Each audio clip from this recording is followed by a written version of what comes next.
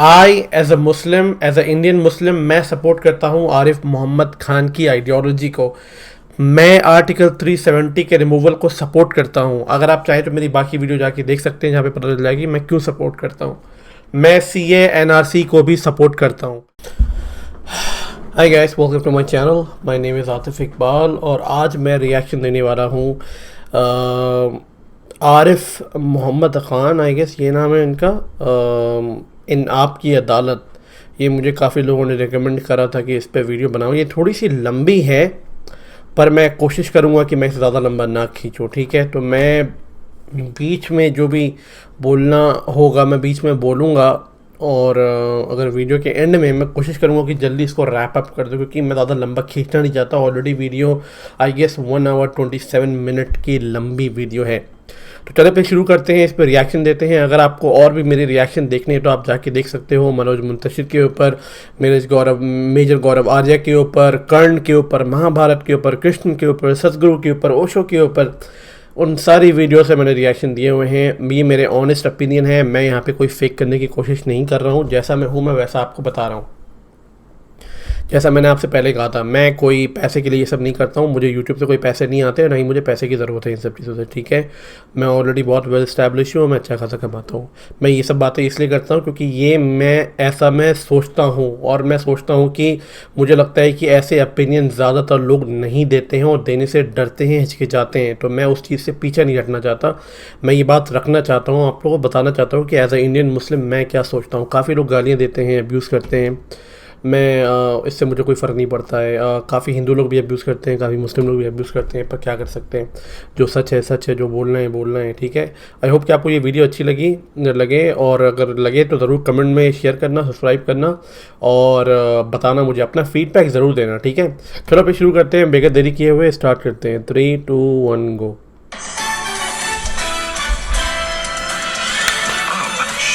जा रहा है देश का सबसे बड़ा मुकदमा, आपकी अदालत, रजत शर्मा के साथ।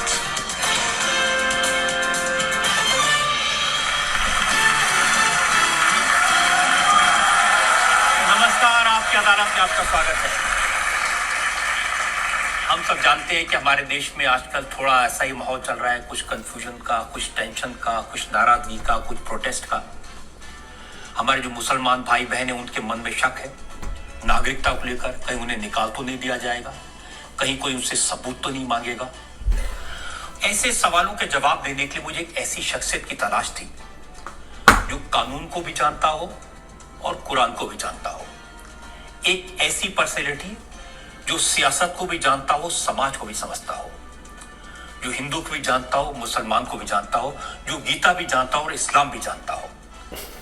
और आज ऐसी शख्सियत को आपकी अदालत में हम पेश कर रहे हैं। हमारे मेहमान तो आपको मुझे बुलाना चाहिए था। केरल के गवर्नर आरिफ मोहम्मद खान।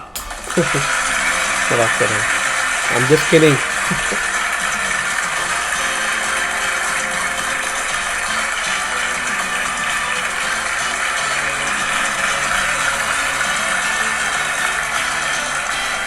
और आज के इस खास मुकदमे के लिए हमारे जज हैं जो इस्लाम को जानते हैं, वेदों को जानते हैं और इस्लामिक कंट्रीज की डिप्लोमेसी को बहुत अच्छी तरह समझते हैं। लेखक है, विचारक है, डॉक्टर वेद प्रताप वैदिक।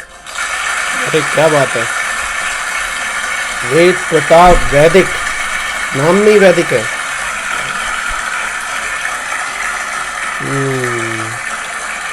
और इससे पहले कि हम आज का मुकदमा शुरू करें, इल्जामात और सवालात का सिलसिला शुरू करें, आज के जज डॉक्टर वैदिक की इजाजत चाहेंगे आज की कार्रवाई शुरू करने के लिए। और इससे पहले कि मैं सवालात का सिलसिला शुरू करूं, एक नजर डालेंगे आरिफ मोहम्मद खान के। मैं आपकी अदालत गया हूँ, बहुत बोरिंग होता है, बहुत बोरिंग होता है। अगर आपकी अदालत का सेंटर जो है वो नोएडा में है, मैं आपको बता दूं, बहुत बोरिंग होता है। अलीगढ़ मुस्लिम यूनिवर्सिटी के पॉपुलर स्टूडेंट के तौर पर रखा। आरिफ मोहम्मद खान AMU के प्रेसिडेंट रहे, उसके बाद सही में उत्तर प्रदेश असेंबली का चुनाव जीते। आरिफ मोहम्मद खान 4 बार लोकसभा के लिए चुने गए। राजीव गांधी और VP सिंह की सरकारों में कैबिनेट मिनिस्टर रहे। आरिफ मोहम्मद खान की सबसे ज्यादा चर्चा तब हुई जब उन्होंने शाहबानों के केस पर मतभेद के कारण राजीव गांधी के मंत्रिमंडल से इस्तीफा दे दिया। 2007 में आरिफ मोहम्मद खान ने सक्रिय राजनीति छोड़कर पढ़ाई लिखाई पर वक्त लगाया। 2010 में कुरान पर लिखी इनकी किताब काफी चर्चा में रही। Islamic scholar Arif Mohammad Khan Hindi, English, Urdu के साथ साथ संस्कृत, फारसी और अरबी के भी जानकार हैं। इन्होंने कुरान के साथ साथ रामायण, गीता और वेदों का भी गहराई से अध्ययन किया है। लखनऊ यूनिवर्सिटी के लॉ ग्रेजुएट आरिफ मोहम्मद खान अपनी बात बेबाकी से कहने के लिए मशहूर हैं। तो आइए शुरू करते हैं आज का मुकदमा। आपकी अदालत में पहला इल्जाम केरल के राज्यपाल जान माने स्कॉलर आरिफ मोहम्मद खान पर। केरल, ओके। आपकी अदालत में केरल के गवर्नर आरिफ मोहम्मद खान पर आरोप है कि ये नागरिकता कानून थोप रहे हैं। आरिफ साहब, आप केरल के राज्यपाल हैं। केरल की असेंबली ने ये नागरिकता संशोधन जो कानून था इसका विरोध किया, इसके खिलाफ एक रेजोल्यूशन पास किया। आप कहते हैं ये ठीक नहीं है, वो कर नहीं सकते। मैंने ये नहीं कहा कि उनको अधिकार नहीं है रेजोल्यूशन पास करने का। मैंने ये कहा है कि ये उनके कार्य क्षेत्र में नहीं आता, और अगर वो ये दलील देते हैं कि ये पब्लिक इंस्ट्रक्शन के लिए है तो फिर उनका ये नैतिक दायित्व था कि फिर वो पूरी कहानी को कि पाकिस्तान में लगातार उन लोगों पर जिनको महात्मा गांधी ने, पंडित जवाहरलाल नेहरू ने यही शब्द प्रयोग किए हैं कि जहां पाकिस्तान ने अपने अल्पसंख्यक, कहीं पे शब्द प्रयोग किया गया है गैर मुस्लिम, कहीं सीधा सीधा कहा गया है हिंदू और सिख आबादी पर जो अत्याचार किए हैं, जो परसिक्यूशन किया है, और जिस तरह वो छोड़ने पे मजबूर हुए, वो अपनी जान बचा के, अपनी इज्जत बचा के भागे हैं पाकिस्तान से। तो फिर वो बात भी कही जानी चाहिए थी और उस पर पर्दा नहीं डाला जाना चाहिए था। वो लोग जो पाकिस्तान में रह गए, ये कौन लोग थे? ये वो लोग थे जिन्होंने हमारे साथ, हमारे नेताओं के साथ कंधे से कंधा मिला के देश की आजादी की लड़ाई लड़ी। अंग्रेजों से आजादी चाहते थे, देश आजाद हो गया, लेकिन चूंकि हमारे राष्ट्रीय नेतृत्व ने आखिरी समय में पाकिस्तान की मांग स्वीकार कर ली बनाने की, तो ये लोग तो उसके शिकार बन गए। इन्होंने तो देश का विभाजन नहीं मांगा था, लेकिन पाकिस्तान ने बनने के बाद एक ऑब्जेक्टिव रेजोल्यूशन पास किया जिसमें पाकिस्तान को मुस्लिम स्टेट डिक्लेयर कर दिया गया। अब मुस्लिम स्टेट अगर कानूनी तौर पर डिक्लेयर किया गया है तो फिर वहां पे रहने वाला हर गैर मुस्लिम जिम्मी हो जाता है। जिम्मी का मतलब यह है उसको कितना संरक्षण दिया जाना है, क्या अधिकार दिए जाने, इसका फैसला वो खुद नहीं कर सकता। इसका फैसला वो करेंगे जो सरकार में बैठे हुए हैं। तो क्या इन लोगों ने पार्टीशन मांगा था कि हम जिम्मी बन जाएं? ये तो उसके फैसले के शिकार हो गए। सही बात है। जो फैसला हमारे राष्ट्रीय नेतृत्व ने आखिर में पाकिस्तान की मांग को स्वीकार करके, और उसका नतीजा क्या हुआ कि जिस चीज के खिलाफ इन्होंने अंग्रेजों की गुलामी के खिलाफ लड़ाई लड़ी, लेकिन अब जो ये नया हैसियत अंग्रेजों के गुलाम की हैसियत से ज्यादा खराब हो गई। तो उनके प्रति हमारी कोई नैतिक जिम्मेदारी है या नहीं? अरे साहब, इससे तो कोई शिकायत किसी को नहीं है कि जिनका परसिक्यूशन हो रहा है उनको भारत में अगर नागरिक बना दिया जाए, लेकिन मुसलमानों को बाहर छोड़ दिया, इससे प्रॉब्लम है। नहीं, मुसलमान देखिए, हिंदू हो जाएंगे, जैन हो जाएंगे, क्रिश्चियन हो जाएंगे। मैं बताता हूँ आपको। ये अपने आप में दलील, इसका मतलब है कि हमने चीज को पूरी तरह समझा नहीं। आप शब्दों पर गौर करिए, जो शब्द इस्तेमाल हुए, अगर आप कहें तो मैं पढ़ के सुना सकता हूँ, मेरे पास है। मौलाना आजाद कहते हैं कि वेस्ट पाकिस्तान के लोगों का मिजाज अस्करी है। अस्करी कहते हैं जंगजू, मिलिटेंट। अच्छा यार, ये ऐसी उर्दू बोलते हैं, समझ ही में नहीं आता है। पाकिस्तान में रहना नामुमकिन हो जाएगा, या तो ये वहां से निकाले जाएंगे या निकलकर खुद भागेंगे। और उसके बाद फिर वो आगे भी काफी बोलते हैं कि इसके नतीजे, क्योंकि इसके नतीजे हिंदुस्तान पे क्या पड़ेंगे, इसके नतीजे में मुसलमानों को किन परेशानियों का सामना, वो इस हद तक जाते हैं मौलाना, कहते हैं कि ये देश अगर बन गया तो ये पाकिस्तान जब बनेगा तो यहां इस्लाम जिंदा नहीं रहेगा और हिंदुस्तान में मुसलमानों के लिए कठिनाइयां पैदा हो जाएंगी, जो कि हो रहा है आज। तो वो इस चीज को पूरी तरह समझते थे। लेकिन मैं आपको महात्मा गांधी से बड़ा तो हमारे लिए कोई नहीं हो सकता। 7 जुलाई 1947, 15 अगस्त को देश आजाद हुआ है। 7 जुलाई को महात्मा गांधी कह रहे हैं, हिंदू और सिख जो आज पाकिस्तान में हैं, अगर वो वहां नहीं रहना चाहते, और निस्संदेह ये उनका अधिकार है कि वो हिंदुस्तान आ सकते हैं, और उनको इस लाना मामले चाहिए। में भारत सरकार की ये जिम्मेदारी होगी कि वो उनको नौकरियां दे, नागरिकता दे और वो सुविधाएं दे जिससे वो अच्छा जीवन भारत के अंदर जी सके। ये जरूरी चीज है पंडित बहुत, जवाहरलाल नेहरू, क्योंकि माइनॉरिटीज के ऊपर बहुत ज्यादा ब्रूटैलिटी होती है मेरे पास पाकिस्तान कई में, सारे बांग्लादेश में, अलग जो अलग जगह। हरिजन में उनका छपा हुआ है। लेकिन मैं एक बताता हूँ, लोग गधे हैं, और लोगों की और मेंटालिटी उन्हीं कमजोर जो है। छपा है जैसे हरिजन में, वो पढ़ता हूं और उसके बाद उसका अनुवाद करता हूं। If Pakistan persist in wrong doing, there is bound to be war between India and Pakistan. अगर पाकिस्तान जो ये उत्पीड़न कर रहा है, जो ज्यादती कर रहा है, अगर ये पाकिस्तान लगातार करता रहेगा तो इसका एक ही नतीजा होगा, और वो ये होगा कि भारत और पाकिस्तान के बीच में जंग होगी। ये किसके शब्द है?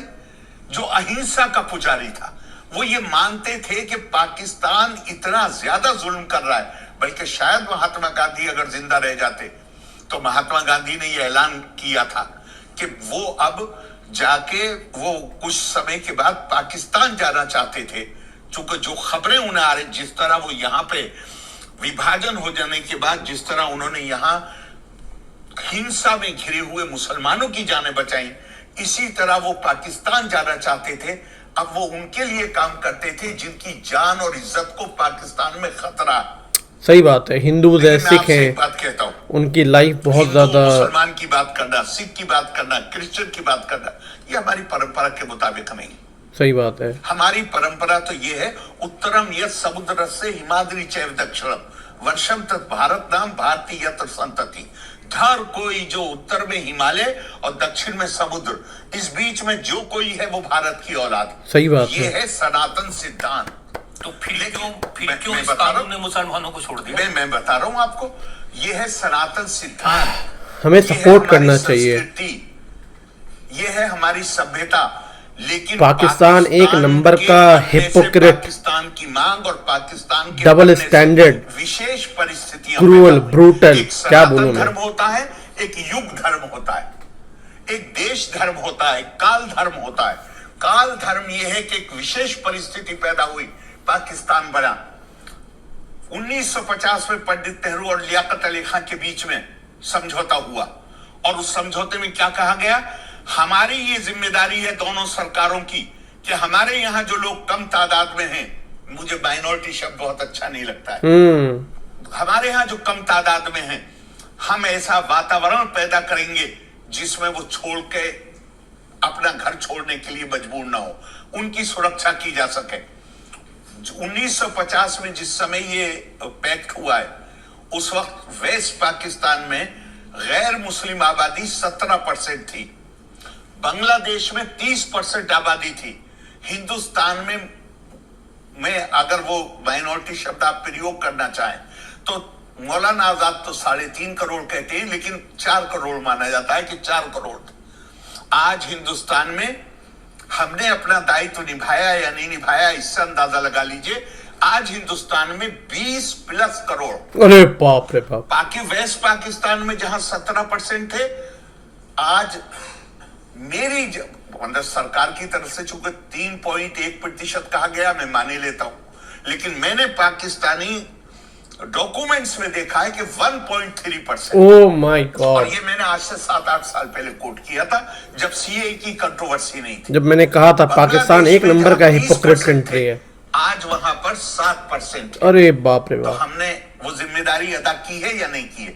मैं ये मानता हूं यहाँ पे मुसलमान को छोड़ा नहीं गया।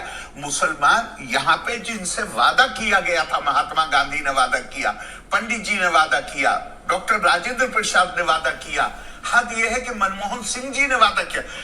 वो मैं और आपको सुना दूं जो मनमोहन सिंह जी ने कहा है, हमें सपोर्ट करना चाहिए सीए एनआरसी को, जहां पे माइनॉरिटीज को अपने देश में पनाह मिले। Countries like Bangladesh have to face persecution. If the situation forces them to flee, then it is our moral duty to provide them citizenship in India. Manmohan Singh ji के बाद पिंडप जी का बयान है 6 दिसंबर 2007 का, जब वो एक्सटर्नल अफेयर मिनिस्टर थे, उन्होंने भी यही बात कही है। ठीक है, सीए एनआरसी कांग्रेस भी लाना चाहती थी, जो बात है, पर जब बीजेपी लेके आई तो उन्होंने हवा बना दी कि अरे ये और जरा इसे गौर किए, इंडिया का पॉलिटिक्स जो है ना वो टट्टी है। writing this letter I'm sorry. to draw your attention to Hindu But this is a and Sikh fact. refugees who have come from Pakistan. Most of these displaced persons belong to scheduled castes and other Hindu backward communities. They are living in camps in utter poverty. They are demanding Indian citizenship. I urge you to prepare a scheme to give them citizenship at the earliest. अब मैं आपको नहीं, मैं पहले इसे complete कर दूं कि मुसलमान को क्यों छोड़ दिया। ये वादा महात्मा गांधी ने उनको किया है जिनका परसिक्यूशन हो रहा है। सही बात है। जो लोग अपने देश में नौकरियां न होने के कारण गैर कानूनी तौर से भारत में आ रहे हैं, उनको वादा नहीं किया गया। सही बात है। आप देखिए, मैंने जब केरला में जिनका प्रोटेस्ट प्रोसिक्यूशन हो रहा है, जिन पे जुल्म हो रहा है, मैं मना नहीं करता, अत्याचार हो रहा है, बात करिए, कोई नहीं आया सिवाय एक ग्रुप के जो 8 मौलवी थे। मैंने जब उनके कागज देखा तो मैंने कहा आप तो मदरसे में पढ़ाते हैं। उन्होंने कहा जी। मैं कहा आप कुरान पढ़ाते हैं? उन्होंने कहा जी। मौलवी तो दिमाग से बात करेंगे, मतलब हद हो गई। उज़ीना लिल्लज़ीना युक़ातलूना बिअन्नहुम ज़ुलिमू अल्लज़ीना उख़रिजू मिन दियारिहिम। I have no idea क्या बोल रहे हैं। यक़ूलू रब्बुना अल्लाह। मैंने कहा ये पढ़ाते आप? बोले हाँ। मैंने कहा इसमें कुरान उन लोगों को जिनको उनकी आस्था के कारण जिन पे जुल्म किया जाए, कुरान उनको स्पेशल क्लास मानता है या नहीं मानता? उन्होंने कहा मानता है। मैं कहा अभी इसके बाद कोई चीज आर्गुमेंट की जरूरत रह गई? हाँ, क्या आप उनको जो अपनी जान और अपनी इज्जत बचाने के लिए उनकी बेटियों को किडनैप किया जाता है, सही बात है, उनको कन्वर्ट किया जा रहा है फोर्सफुली, गैर कानूनी तौर पे हिंदुस्तान में दाखिल हो रहे हैं। सही बात है। ये जो नौकरी हासिल करने के लिए हिंदुस्तान में दाखिल हो रहे हैं, क्या हम उनको बराबर करेंगे? सही बात है, ये बराबरी नहीं हो सकती, इनइक्वालिटी, ये इक्वलिटी नहीं है। राइट। चिदम्बरम साहब ने 2-3 सवाल पूछे हैं। हाँ। वो भी उस वक्त होम मिनिस्टर थे। कांग्रेस लाना चाहती थी सीए एनआरसी, अहमदियाज, पर जब बीजेपी लेके आई तो कांग्रेस ने हवा क्रिएट कर दिया। ये इंडिया का पॉलिटिक्स है आपके लिए, बाय द वे। उनका परसिक्यूशन हो रहा है, अगर वो आना चाहे तो उनके लिए रोक क्यों?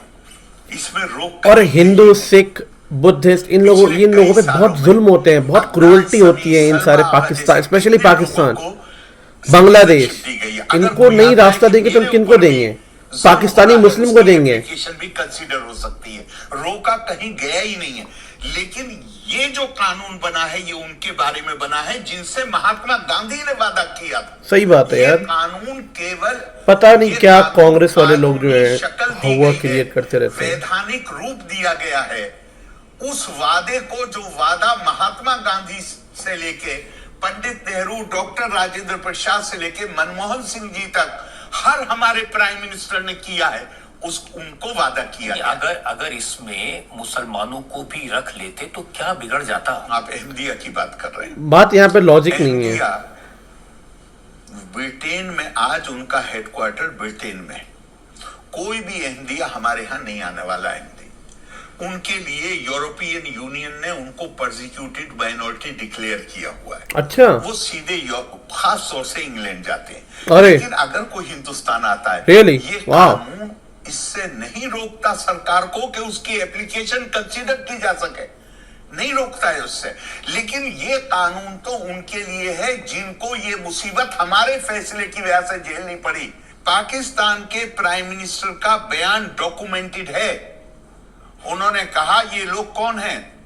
अशोक गहलोत जी के बयान से भी आपने देखा हो, ज्यादातर कमजोर वर्गों के लोग हैं, शेड्यूल्ड कास्ट के लोग हैं। अच्छा, क्यों? पाकिस्तान के प्राइम मिनिस्टर ने सरकारी तौर पे बयान दिया, अगर इनको जबरदस्ती रोका गया था, अगर हम इनको जाने देंगे तो हमारे टॉयलेट कौन साफ करेगा? क्या बात कर रहे हो? आप ये जुल्म करने के लिए फिर उसके बाद आप एक बात गौर करिए, पाकिस्तान की आपसे दरखास्त है, हर साल पाकिस्तान में 10-20 केस बदतमीज कंट्री है, ब्लास्फेमी के, क्या कहते हैं उसको, ईशद्रोह, हमें संस्कृत में, हिंदी में ब्लास्फेमी का फॉल्स केस लगा देते हैं माइनॉरिटीज पे, ये सच बात है। नया एक शब्द ईशद्रोह, ये आखिर कोई वजह है कि ये महिलाओं के खिलाफ क्यों होते हैं ब्लास्फेमी? ये माइनॉरिटीज के साथ होते हैं। जो कोई जज, वो महिला कहती है मैंने ऐसा कुछ कहा, ये सच बात है, ये कहानी सच है, ये मैंने पढ़ी है। बरी कर देता है, अगला दिन भी नहीं होता जज को मार दिया जाता है। सीरियसली? ये 2019 के मेरे पास इस वक्त, हाँ, ये मैंने पढ़ी है, आर्टिकल एक बहुत ही पॉपुलर केस था, मैं भूल रहा हूँ। आर्टिकल 2019 के हैं जो अभी साल गया है। पाकिस्तान, ये केस मैंने पढ़ा था। जो ह्यूमन राइट्स पे काम करने वाली कमेटियां हैं वो कह रही हैं कोई साल ऐसा नहीं गुजरता जिसमें 1000 बच्चियों का अपहरण ना होता हो। अपहरण करके उनको फोर्सफुली कन्वर्ट करा देते हैं। ये सवाल पूछ रहा है कि ये आखिर कम उम्र की लड़कियां ही धर्म परिवर्तन क्यों करती हैं? सही बात है। बड़ी उम्र की औरतें क्यों नहीं करती? 1000 से ज्यादा बच्चियों का अपहरण होता है और उनको धर्म परिवर्तन, एक मदरसे हैं जिन्होंने फॉर्म, मेरे पास वो फॉर्म भी है, फॉर्म छपवाए हुए हैं, उस पर उनके एंट्री की जाती है और उनकी किसी से शादी करा दी जाती है धर्म परिवर्तन करा के। तो मैंने पाकिस्तान में इनमें से जो 50 से ज्यादा आर्टिकल मेरे पास है, इसमें से 45-46 आर्टिकल ये सच बात है कि पाकिस्तान और मुसलमानों में भी ज्यादातर मुस्लिम महिलाओं के लिखे हुए हैं, जिन्होंने ये बयान किया है कि किस तरह इन बच्चियों के ऊपर, जो हिंदू हैं, जो पिछले साल का आपको वाकया याद हो जिसपे हमारे पंजाब के चीफ मिनिस्टर कैप्टन साहब, उन्होंने बहुत जोर से उसको मामले को उठाया था। एक 17 साल की बच्ची, सिख बच्ची, उसको का अपहरण कर लिया और ननकाना साहब से किया। तो मैं आपसे ये पूछता हूँ, जब आप पाकिस्तान कभी सुधरेगा नहीं यार, क्या कितनी गंदी कंट्री है यार, मतलब जुल्म हो रहा है मुसलमान पे, मतलब एक मोरल वैल्यू नहीं है क्या पाकिस्तान में? नागरिकता की एप्लीकेशन, पाकिस्तान की सरकार या लोगों में कोई मोरल वैल्यू नहीं है क्या? उसे मिला कट्टी लोग के साथ जो अपनी जान और इज्जत बचाने के लिए भाग कट्टी सरकार, कट्टी लोग, आई मीन कैसे लोग हैं यार वो लोग? पे पर्दा डालने का काम करेंगे, क्या ये करना चाहिए हमें? अरे साहब, सिर्फ मुसलमानों को उस पर नहीं रखा गया, उसकी वजह से बहुत सारी गलतफहमियां यहाँ पैदा हुई। जितने भी लोग प्रोटेस्ट करते हैं, आम साधारण मुसलमान, उनकी बातें मैं सुनता हूँ, उनको ये लगता है कि उन्हें हिंदुस्तान से निकाल दिया जाएगा, उनसे सबूत मांगे जाएंगे और वो सबूत नहीं होंगे तो उनकी नागरिकता, उनको लगता है कि हिंदू, ये सच बात है। काफी लोग ऐसा सोचते हैं कि अगर नहीं कर पाया तो उनकी नागरिकता खत्म हो जाएगी। हमारी कमी, मैं मानता हूं हमारी कमी है कि हम इसको बात को ठीक से बता नहीं सके। ये नागरिकता से मुताल्लिक कानून नहीं है, ये नागरिकता छीनने के लिए कानून नहीं है, ये इस कानून का कोई ताल्लुक भारत के नागरिकों से नहीं है, वो चाहे जिस धर्म के मानने वाले हों, इसका ताल्लुक उन लोगों से है जिनका उत्पीड़न किया जाता है। सही बात है। और वो अपनी जान और अपनी इज्जत बचाने के लिए, अपनी बच्चियों को अपहरण से बचाने के लिए भाग के भारत में गैर कानूनी तौर पर शरण लेते हैं। ये बात सुन ली सबने, लेकिन वो ये कहते हैं कि पहले ये कानून आएगा नागरिकता का और उसके बाद फिर एनआरसी आएगा। जब एनआरसी आएगा तब हमसे सबूत मांगे जाएंगे और हिंदू से, क्रिश्चियन से, सिख से, ईसाई से कोई सबूत नहीं मांगेगा। अच्छा, अगर ऐसा है, मानी पहली बात तो ये बिल्कुल भ्रामक है। कोई हिंदुस्तानी नागरिक से नागरिक की नागरिकता को कोई खतरा हो सकता है? आसाम में भी भाई 1985 में जब एकॉर्ड साइन किया है उस वक्त की सरकार ने, माननीय राजीव जी प्रधानमंत्री थे, उसमें भी 1971 की वोटर लिस्ट को एकॉर्ड का हिस्सा है। तो अब मैं क्या कहना चाहता हूं कि हिंदुस्तान में के जो नागरिक हैं उनके बाप दादाओं का नाम वोटर लिस्ट में नहीं है। अगर 1971 की वोटर लिस्ट को एकॉर्ड का हिस्सा बनाया गया है तो 1971 का मतलब हमारा इस देश के नागरिकों के बाप दादाओं का नाम वोटर लिस्ट में नहीं है क्या?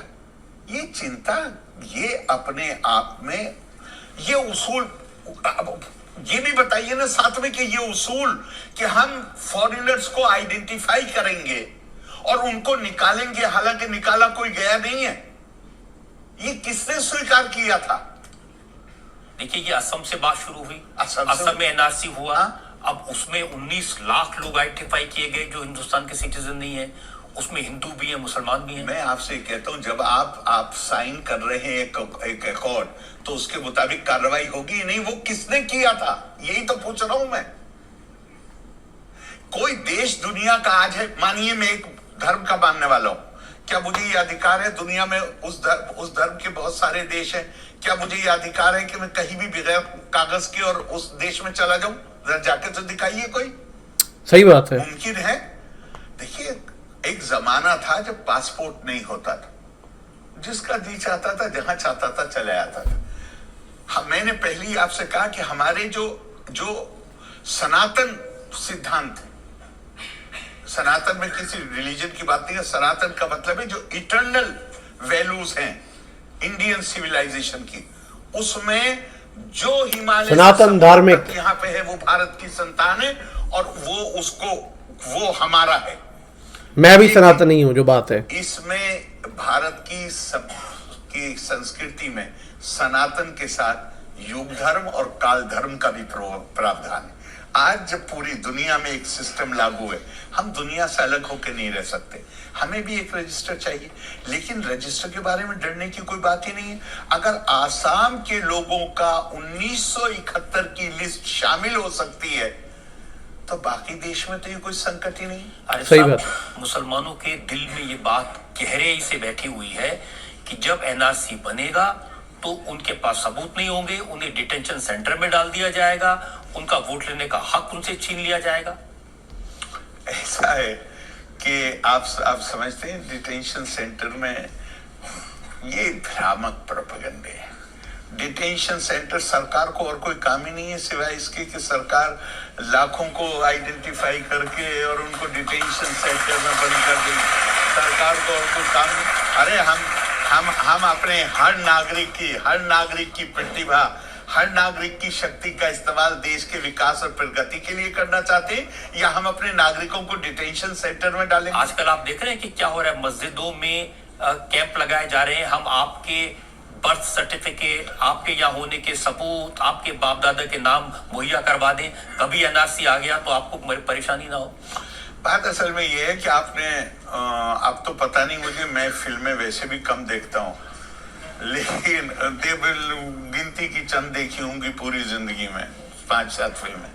लेकिन मैं सुना बहुत है कि फिल्मों में विलेन जो होता है वो पहले अपने दोस्तों के जरिए हीरोइन पर अटैक कराता है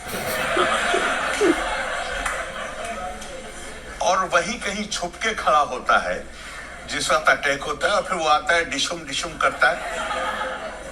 तो ये जमाने से हम देख रहे हैं, यही डर पैदा किया गया था। गौर करिएगा, यही डर पैदा किया गया था 1947 से पहले। लोकतांत्रिक आजाद देश में मुसलमानों का धर्म खतरे में होगा, संस्कृति खतरे में होगी, भाषा खतरे में होगी, हर चीज खतरे में होगी। हमें तो अलग देश चाहिए। देश बन गया। जिन्होंने उस वक्त मदद की, 1971 तक बहुत से लोग जिंदा थे।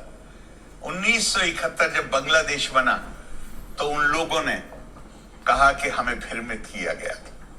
1986 में शाहबानों को लेके यही माहौल बनाया गया था। 2017 में वही पर्सनल लॉ बोर्ड जो 3 तलाक को कहता था कि ये इस्लामी है, और अगर इसको छुआ गया तो ये हमारे दीन में मदाखलत होगी। पर्सनल लॉ बोर्ड ने 2017 में सुप्रीम कोर्ट में जाके क्या कहा? 3 तलाक बिदअत है, 3 तलाक अन्यायपूर्ण है, 3 तलाक खत्म होनी चाहिए। हम खत्म करेंगे इसको, हम इसके खिलाफ अभियान चलाएंगे। 30 साल क्यों लगते हैं समझने? इसलिए इस ज्यादा शक है आरिफ साहब, जब होम मिनिस्टर इस पूरे बिल को पेश कर रहे थे, कानून नागरिकता संशोधन बिल को, उन्होंने 4 बार कहा कि अब इसके बाद एनआरसी आएगा और एनआरसी पूरे देश में आएगा। मुझे आप बता सकते हैं कोई एनआरसी का मतलब क्या है? कि नागरिकों को गैर नागरिक डिक्लेयर कर दिया जाएगा? अब लोगों के मन में तो यही शक है। अब जबरदस्ती अगर शक है तो भाई कौवा आपके कान ले गया, अरे भाई अपने कान पकड़ के देखिए ना, कान है कि नहीं है?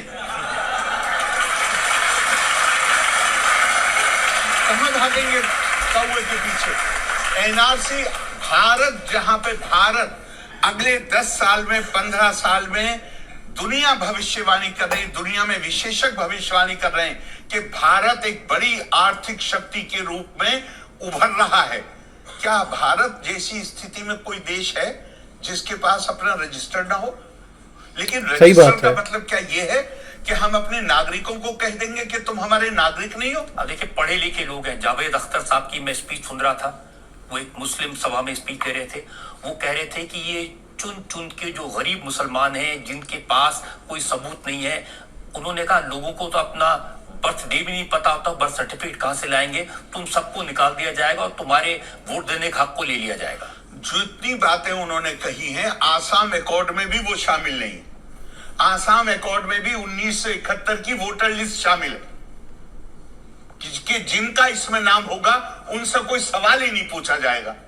तो अगर पढ़े लिखे लोग, मैं कहूंगा अगर वो बेचारे कम पढ़े लिखे लोगों को सिर्फ उकसाने का काम कर रहे हैं और उनका शोषण करने का काम कर रहे हैं, तो मैं उनके प्रति अपनी सद्भावनाएं व्यक्त कर सकता हूँ। कपिल सिब्बल का बयान मैंने देखा। हाँ, अब कपिल सिब्बल तो सुप्रीम कोर्ट के लॉयर है, कानून जानते हैं। उन्होंने कहा कि असल में जब एनआरसी असम में लागू हुआ तो बीजेपी को लगता था कि मुसलमान छट जाएंगे, लेकिन उसमें हिंदू भी आ गए।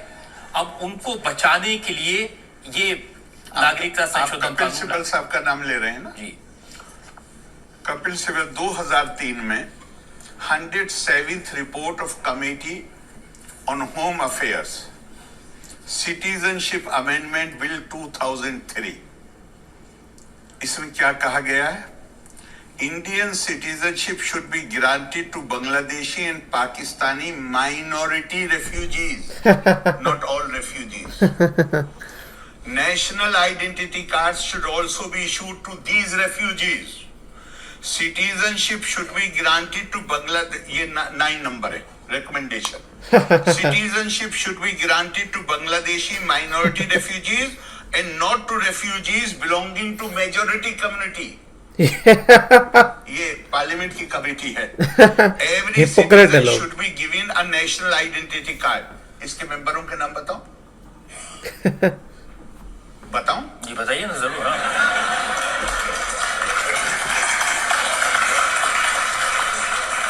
इस कमेटी के चेयरमैन श्री प्रणब मुखर्जी, इस कमेटी के मेंबरों में पहला नाम श्री कपिल सिब्बल, दूसरा नाम श्री हंसराज भारद्वाज, तीसरा नाम श्री मोतीलाल वोरा, चौथा नाम श्रीमती अंबिका सोनी, पांचवा नाम श्री बीपी सिंघल। वो तो आप कह सकते हैं शायद निकालना चाहते हैं। इन्हें क्या हो गया था तब ये कहां थे जब ये रिकमेंडेशन कर रहे थे? ओह गॉड, अब इनकी क्या हिपोक्रेसी है ऑपोजिट गवर्नमेंट की, कमाल है। समझ में आई जाके 2019 में, 2003 में जब ये रिकमेंडेशन कर रहे थे कि सिर्फ नॉन मुस्लिम जो बांग्लादेश से आए हुए हैं उनको सिटीजनशिप दी जानी चाहिए, तब ये कहां थे? उनका कहना है जब वो ऐसा काम करते हैं तो मुसलमानों को शक नहीं होता, ये बीजेपी वाले करते हैं तो शक होता है। कांग्रेस जो है ये वोट बैंक की राजनीति है, डिवाइड करो वोट लो। मैं जिस जगह पे हूं, मतलब अगर मैं नहीं, वो नहीं कहना चाहिए, बल्कि कहना चाहिए कि मैं आज मजबूर हूं, मैं पॉलिटिकल स्टेटमेंट का जवाब पॉलिटिकल स्टेटमेंट से नहीं दे सकता। जिस पोजीशन जनता के सामने आरिफ साहब कभी कभी दे देना चाहिए। नहीं दे सकता, लेकिन इसका तो एक ही मतलब निकलता है जो आप कह रहे हैं कि हम होते हैं तो शुबा नहीं होता। तो मतलब ये कि असल मकसद ये है कि जहां अब आपकी समझ से कोई दूसरा बैठा हुआ है उसे हटाकर आपको बिठा दिया जाए। हाँ, वो यही हुआ ना इसका मतलब। अब इस पर तो देश की जनता फैसला कर सकती है, ना आप फैसला कर सकते हैं ना मैं फैसला कर सकता। वो तो कहते हैं कि 303 एमपीज हैं बीजेपी के, एक भी मुसलमान नहीं है। ये बड़ी अजीब लॉजिक है कि मुस्लिम ही होने चाहिए, बहुत ही इलॉजिकल लॉजिक है, ये तो मैं बोलूंगा। इस बात का सिटीजनशिप एक्ट से तो कोई ताल्लुक नहीं। That is a very stupid logic. वो कहते हैं भरोसे से ताल्लुक। हाँ, नहीं, भरोसे से नहीं। आप नेता मैं क्या आज अपना भी कह रहा हूं, धर्म देख के बात थोड़ी ना आज चुनोगे यार। आप नेता चुनोगे क्योंकि वो अच्छा काम करता है कि नहीं करता है। इसको कहूं। बड़ी लॉजिकल लॉजिक है, क्या बेवकूफी है। जब सरकार बनी, मुझे अभी भी याद है, मैं भी उन लोगों में था जो चुनाव का विश्लेषण कर रहे थे, और वहां आप समझ रहे हो ना मैं जो कहना चाह रहा हूँ। पुराने प्रतिनिधि श्री मार्क टली ने if I have to choose my government I will choose on the base of कि वो कैसा काम करते हैं, मैं आपसे भी इतनी बार पार्लियामेंट का मेंबर ना कि उनका मजहब क्या है। सरकार में भी क्या रहा हूं। मैं जब पार्लियामेंट में मेंबर था, मैं मुसलमानों का प्रतिनिधित्व करता था या अपने चुनाव क्षेत्र का प्रतिनिधित्व? अपने चुनाव क्षेत्र का, यही तो मैं कहना चाह रहा हूँ। था मैं मुसलमानों का मिनिस्टर था या मैं पूरे देश के लिए मिनिस्टर? पूरे देश का, यही मैं कहना चाह रहा हूँ। मैं बिल्कुल अपने ऊपर एग्री मुझे करता ये हूँ है कि मैं सबका प्रतिनिधित्व करता था। मेरे नजदीक ये सवाल अपने आप में उस सेपरेट इलेक्टोरेट से जो जहन पैदा हुआ था कि जहां हिंदू का प्रतिनिधित्व हिंदू करेगा और मुसलमान का प्रतिनिधित्व मुसलमान करेगा, ये अंग्रेजों के लिए ठीक था, हमारे लिए नहीं। देश को बांट के रखना था। सही बात है। कोई भी जीत का आए वो हर किसी का प्रतिनिधि है Exactly. जो उस क्षेत्र का रहने वाला है। एग्जैक्टली। और ये हमारे संविधान का प्रावधान नहीं है, Exactly. केवल हमारे संविधान की आत्मा। एक स्थिति बनी है देश में जहां एक माहौल बनाया जाता है कि या परसेप्शन एक बनते हैं, उन परसेप्शंस को टूटने में समय लगता है। सही बात है। अब देखो मराठास के जो सेनापति थे वो मुसलमान थे, ऐसा नजर भी आता है। आपके पास कोई और जो अकबर और बाकी मुस्लिम के सेनापति थे वो हिंदू थे। देखिए परसेप्शन यहाँ पे ये कहना चाह रहा हूँ कि मजहब देख के नहीं चूज करना चाहिए लोगों को। तो ये है कि ये अमित शाह जब से होम मिनिस्टर बने ये मुसलमानों को बाहर निकालने में लगे हुए हैं।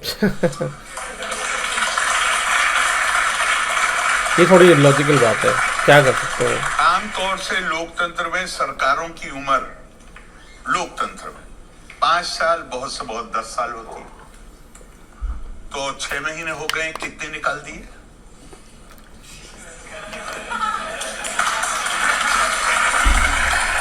पता होना चाहिए ना हमें, मतलब कोई रेट तो होना चाहिए, तय होना चाहिए। नहीं, उनका आप मुसलमानों की बात सुनेंगे। मैं बहुत सारे लोगों से, आम मुसलमानों से मिलता हूँ, नेताओं से मिलता हूँ जो लीडर हैं, उनको समझाते हैं देखो अभी इन्होंने सिटीजन अमेंडमेंट एक्ट बनाया, फिर इसके बाद भी एनपीआर लाएंगे, और फिर उसके बाद एनपीआर का फैसला कब हुआ था?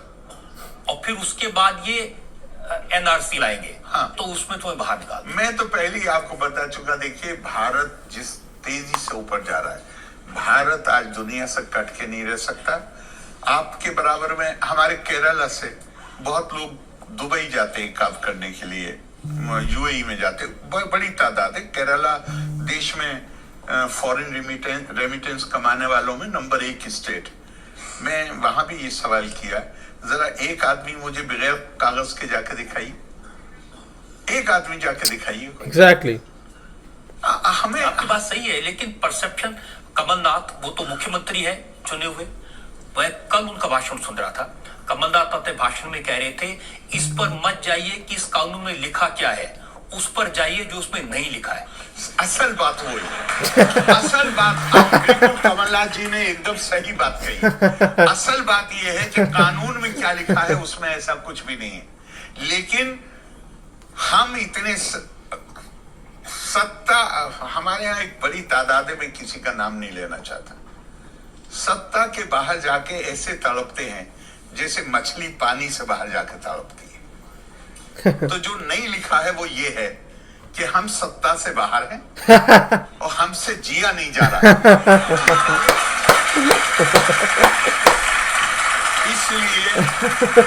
इसलिए कानून में कुछ लिखा हो या न लिखा हो, ये मान लो कि तुम्हारे खिलाफ साजिश, तुम्हारे खिलाफ लिखा और हमको सरकार में लेके आ जाओ। देखिए एक बात सोचिए, जब बहुत अच्छी बात बोली है, बहुत अच्छा पॉइंट ये। तथ्यहीन बातों के आधार that is one of the very nice अगर पॉइंट। आप गलतफहमियां पैदा करेंगे तो उसका एक ही नतीजा होता है, नफरत पैदा होती है। सही बात है, सही बात उसके है, नतीजे में हिंसा होती है। सही बात है, ये बिल्कुल सही बोला। केओस क्रिएट होगा, वायलेंस होगा।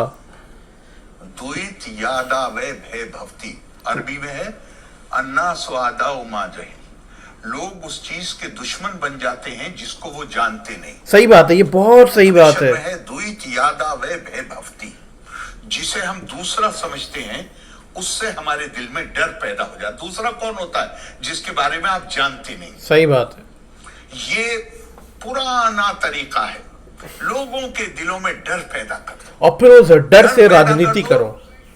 और ये इब्ने खल्दून ने कहा है, उसने कहा ignorance leads to fear, fear leads to hatred, hatred leads to violence. सही बात है। सोची समझी स्कीम के मेरे एक सब्सक्राइबर ने भी बोला था ये बात, तो मैंने उनको बताया था कि जो धर्म का जो डर है ना, ये कभी लोगों के दिल से खत्म नहीं हो सकता, चाहे वो आप किसी भी रिलीजन से बिलोंग करते हो, क्योंकि उससे ही तो पैसा आता है। दुनिया हमें एक इज्जत की निगाह से देख रही है कि भारत एक ग्रोइंग इकोनॉमी है। ये सच बात है। मैं एक सैयद सफवी करके एक मैनेजमेंट के एक्सपर्ट हैं, मैं उनका भाषण सुन रहा था। वो यंग ग्रेजुएट्स को कॉन्ग्रेचुलेट कर रहे थे और ये कह रहे थे कि तुम जिस दौर में पैदा हुए हो, ये हिंदुस्तान इस वक्त दुनिया का सेंटर, चूंकि हमारे यहाँ जो नंबर ऑफ कंज्यूमर्स है वो आने वाले सालों में अमेरिका की आबादी का दुगना होने वाले, दुगना जितनी अमेरिका की आबादी। तो कहा कि यहां तो this is the happening country. तो अगर हम हमारे समाज में ये इतना ज्यादा आपस में गलतफहमियों के आधार पे नफरत और हिंसा का वातावरण पैदा किया जाएगा, तो इससे हमारा विकास प्रभावित होगा, इससे हमारी प्रगति प्रभावित होगी।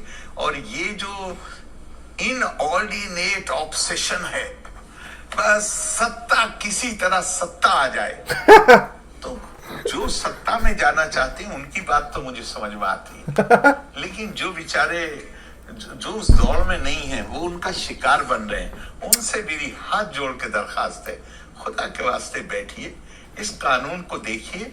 ये कानून का नागरिकों से कोई संबंध नहीं, इस कानून का संबंध है गैर कानूनी तौर से हिंदुस्तान के अंदर दाखिल हुए लोगों से, और उसमें वो लोग जो अपनी जान और अपनी इज्जत बचाने के लिए भाग के आए हैं, अपनी बेटियों के अपहरण से बचाने के लिए आए। सही बात है। उनको इस देश ने, इस राष्ट्रपिता ने वादा किया था कि हमारे, ये नहीं कहा उन्होंने कि हमारे फैसले के कारण, ये मैं कह रहा हूं कि हमारे फैसले के कारण, पाकिस्तान बनने की मांग को स्वीकार करने के कारण तुम्हारे ऊपर जो मुसीबत पड़ी है, हम उसकी नैतिक जिम्मेदारी लेते हैं और हम तुमसे वादा करते हैं तुम जब भी आओगे हम तुम्हें स्वीकार करेंगे और हम तुम्हें नागरिकता देंगे। ये नागरिकों से ताल्लुक नहीं है। वो वक्त भी देखे हैं तारीख की घड़ियों ने, लम्हों ने खता की थी, सदियों ने सजा पाई।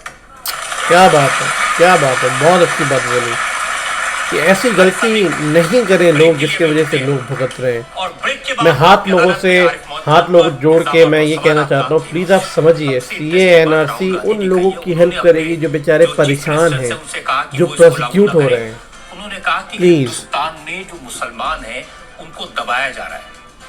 मैं क्या जवाब दे सकता हूँ? ये बहुत ही लॉजिकल, क्या दबाए गए मुझे, क्या बात है यार, मतलब क्या लॉजिकल चीज है। इसलिए कि ओह गॉड, वो एक है ना कि बात निकलेगी तो बहुत दूर तक जाएगी। कोई दबाया नहीं जा रहा मुसलमानों को, क्या लॉजिकल बातें हैं। आपकी अदालत में आज और अगर मॉब लिंचिंग होती है तो ऐसे बहुत सारी मॉब लिंचिंग होती है जो कि हिंदुओं पे होती है, क्रिश्चियनों पे होती है, मेनी स्टोरीज आउट देयर। किसी एक रिलीजन का एंगल देना बहुत ही लॉजिकल बात है, ठीक है। आपकी अदालत में केरल के गवर्नर आरिफ मोहम्मद खान पर इल्जाम है और कुछ कि मेनियाक मुसलमानों रिलीजन के हर discrimination जगह होते हैं, पर इस्लाम में होते हैं, खामोश हिंदू में होते हैं, हर जगह होते हैं, हर ऐसा जगह। इल्जाम 100 ब्यूरोक्रेट्स हैं, उन्होंने उनके एक्शन से डिफाइन नहीं करना चाहिए कि सारे हिंदू या सारे मुस्लिम एक ही होते हैं, ये गलत बात है। मेनन वो भी शामिल है। उन्होंने कहा पूरी दुनिया में ये मैसेज गया है कि हिंदुस्तान में मुसलमानों के साथ डिस्क्रिमिनेशन हो रहा है। मैं थोड़ी देर के लिए ये मानता हूं कि सीए बहुत खराब चीज है, थोड़ी देर के लिए मैं मानने देता हूं, वो सारे डिस्क्रिमिनेशन हो रहा है, लेकिन डिस्क्रिमिनेशन करने वाला क्या उस एक खुदा की ताकत के बाहर है जिसको मैं मानता हूं? तो कुरान मुझसे क्या कहता है? कुरान मुझसे कहता है वमा असाबकुम मिन मुसीबतिन फबिमा कसबत अयदीकुम व याफू अन कसीर, और तुम्हारे पर जो भी मुसीबत आती है वो तुम्हारे अपने हाथों की कमाई हुई होती है, दूसरा नहीं ला सकता तुम्हारे पर मुसीबत। क्या इसका मतलब क्या हुआ? इसका एक ही मतलब हुआ, और वो मतलब ये हुआ अपनी कठिनाइयों और परेशानियों का इल्जाम किसी दूसरे के ऊपर मत लगाओ, अपना इंट्रोस्पेक्शन करो, अपने आप को सोचो। मौलाना आजाद कहते हैं, मैं उनके अंग्रेजी ट्रांसलेशन को कोट करता हूं कि पाकिस्तान बनने की एक ही उपलब्धि होगी, India will become an unadulterated Hindu rajya. आप बीज जब बो रहे हैं उस वक्त आप ये ध्यान नहीं करेंगे कि इसके फल क्या आएंगे। आज यही तो मुझे हिंदू राष्ट्र को मैं वजह बताता हूँ। ये मौलाना मौलवी कहते हैं कि हिंदू राष्ट्र बनाने की कोशिश हो रही है। कोशिश का क्या मतलब है? मौलाना आजाद तो कह रहे हैं कि ये पाकिस्तान के बनने का मतलब ये है कि ये होगा, तो होगा। इनकी समझ में नहीं। मैं तो मैं बताता हूँ आप हिंदू राज है, थोड़ी देर के लिए ये मानिए कि हिंदू राज है। हिंदू राज में नागरिकता का कंसेप्ट क्या है? हिंदू राज में नागरिकता का कंसेप्ट एक तो मैंने आपको बता दिया कि उत्तर में हिमालय और दक्षिण में समुद्र, जो यहां रहता है, और इससे आगे बताता हूं हिंदू राज भारतेषु स्त्रिया पुरुषो नाना वर्णा प्रकीर्तिते नाना देव अर्चने युक्ता नाना कर्माणि कुर्वते। ये हिंदू स्क्रिप्चर से ही तो कोट कर रहा हूं ना मैं। तो उसमें क्या है? भारत की स्त्रियां पुरुष वो अलग अलग तरीके उनके हैं, अलग अलग नस्लों के वो लोग हैं, अलग अलग उनके पूजा अर्चना के तरीके हैं, अलग अलग उनके रस्म रिवाज। हिंदू राज में जिम्मी का कोई कंसेप्ट नहीं है। जिम्मी? हिंदू राज में इसका कोई कंसेप्ट मैं भूल नहीं है गया। कि अगर दूसरा आदमी क्या होता है? आपसे अलग तरीके से इबादत करता है तो आप उसके अधिकारों को कम कर सकते हैं। है ही नहीं, है ही नहीं। लेकिन ये तो हर रोज पढ़ा रहे हैं कि ये आरएसएस के लोग, नागपुर में बैठे लोग हिंदू राष्ट्र बनाएंगे, पहले सीए लाएंगे, उसके बाद फिर एनपीआर लाएंगे, फिर एनआरएस लाएंगे और मुसलमानों को निकाल देंगे। असल में हमारी एक मजबूरी है। हम समझते हैं कि रजत शर्मा जी ब्राह्मण है। हमारी जो किताबें हैं वो जिस घर में रजत शर्मा जी पैदा हुए हैं उसकी बुनियाद पर रजत शर्मा जी को ब्राह्मण नहीं मानती। हमारी किताब कहती है ब्रह का मतलब विस्तार करना, एक्सपेंड करना। मन का मतलब दिमाग और दिल। जो शिक्षा ज्ञान प्राप्त करने में लगा हुआ हो और उस ज्ञान की प्राप्ति के बाद उसके नतीजे में उसका मन और मस्तिष्क का विस्तार हो गया हो, वो ब्राह्मण।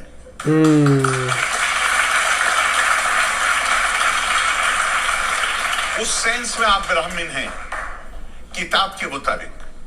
इस सेंस में नहीं ब्राह्मण है आप कि आप ब्राह्मण घर में पैदा हुए, उस सेंस में आप ब्राह्मण। तो हम बहुत सारी चीजों को हम खुद ये ब्राह्मण आपसे ये पूछ रहा है कि ये जो मौलाना मौलवी ये समझा रहे मुसलमानों को कि हिंदुस्तान में मुसलमानों के साथ, मैं वही तो बता रहा हूँ, उनके साथ उनको परेशान किया जा रहा है। मैं वही बता रहा हूँ। हमारे इंसान की मजबूरी ये है कि वो अपने ज्ञान और अपने तजर्बे के ऊपर नहीं उठ पाता है। चूंकि जिनकी आप बात कर रहे हैं उनके हाथ में सत्ता हो खालिस, जिनकी आप बात कर रहे हैं, तो वो तो बाकी सबको जिम्मी बना देंगे। तो वो ये समझते हैं दूसरे के हाथ में सत्ता चली गई तो वो हमें जिम्मी बना देंगे। वहां जिम्मी का कंसेप्ट ही नहीं। जिम्मी का कंसेप्ट नहीं, लेकिन क्या यहाँ जो लोग रह रहे हैं, जो मुसलमान हैं, वो खुश हैं? उनके लिए उनको ही कहा जाता अरे है ये वो देश है साहब, वो देश है कि यहाँ कोचीन का राजा एक फरमान जारी करता है और कहता है 2 बेटे हैं तो ठीक है, लेकिन तीसरा बेटा होगा तो उसको मुसलमान करके पालना होगा। ये वो देश है। यहाँ पे आप अभी दिल्ली में चले जाइए, आप किस हिंदू को रोकेंगे? किस हिंदू, कौन हिंदू राष्ट्र रोकेगा? मुसलमान हजरत निजामुद्दीन औलिया रहमतुल्लाह अलैह की दरगाह में अंदर जाके सलाम करता है और हिंदू तो चौखट पे ही गिर पड़ता है। ये वो देश है जहां इस देश का स्क्रिप्चर, धर्म ग्रंथ ये कहता है, ये नहीं कहता कि मोक्ष का ये तरीका है, ये दिव्यता है। कहता है जहां कहीं तुम असाधारण ब्रिलियंस देखो, तेज देखो, जान लो मैं वहां।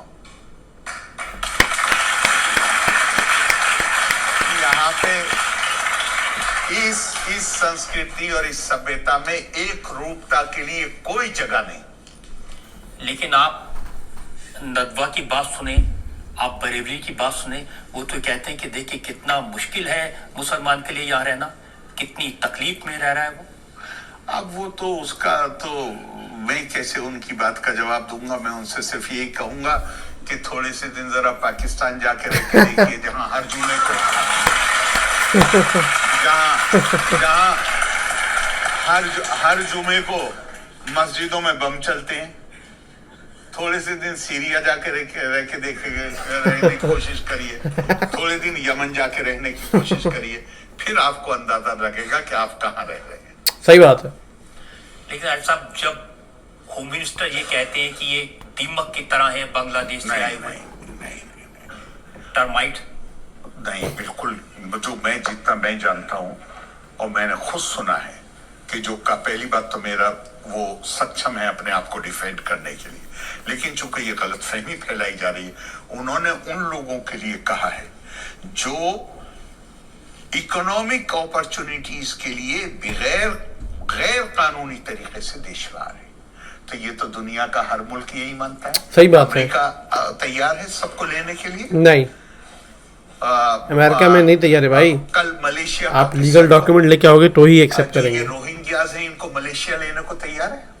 नहीं, रोहिंग्या पे तो बेचारे पे बड़ा जुल्म हो रहा है, तो मलेशिया उन्हें तो ले सकता है, नहीं लेगा। दूसरों को उपदेश देंगे।